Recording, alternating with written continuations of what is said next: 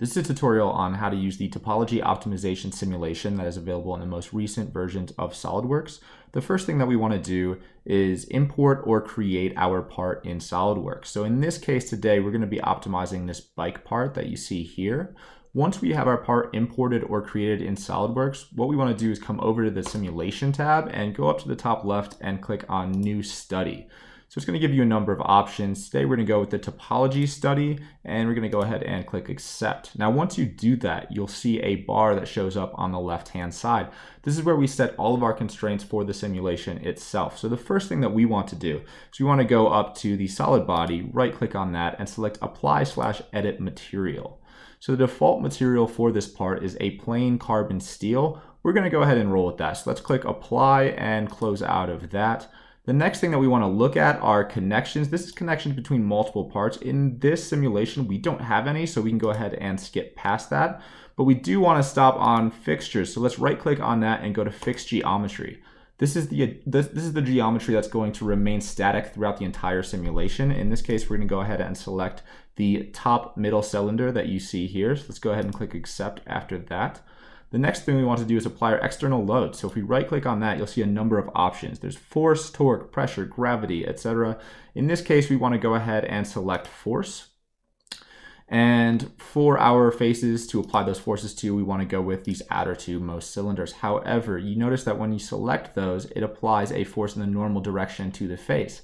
That's not quite what we want here. So let's go to the left and click select direction. Then the next thing we want to do is select our plane, so it knows what direction we're referring to. Go down to the bottom, and we are going to apply a force of, say, 50 newtons in the upward direction. Once we've done that, we can click accept, and you'll notice that the forces have been applied to those faces in the upward direction. So the next thing we want to do is go over to goals and constraints. Now this is the main goal of the actual simulation. The default goal in SolidWorks is the best stiffness to weight ratio, and that is what we want to do today. So let's go ahead and click on that. It will ask you what percentage you would like to reduce the mass of your part by. In this case, we're going to go ahead and select 60% for today's simulation. So let's select 60% and click accept.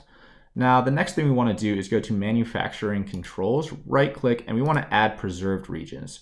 So the preserved regions are going to remain there throughout the entire simulation. In this case, we want to preserve these three inner cylinders because those are going to interact with other parts on the bike. We also want to add a preserved area depth. So in this case, let's just add a preservation of 2 millimeters, and then we can go up here and click accept. Now we do have to do one more thing before we run our simulation. That's create our mesh. So if we go over to mesh and right click, we're going to go down to create mesh. Now here you have some options. So if you click on mesh parameters, you can choose a standard mesh, a curvature-based mesh, or a blended curvature-based mesh. And you can choose your size for that mesh. The other option you can do is you'll see a slider up here. You can change your mesh size to more coarse or more fine based on moving the slider. But today we're going to go ahead and select standard mesh, and we're going to keep the standard mesh size, and we're going to click accept. Now it will take a few moments for this mesh to create, as you can see here. Once the mesh does create, then we can go ahead and run our simulation. So here you'll see our mesh, and we're ready to click run. So then we have to go over to the topology study itself, right click, and select run.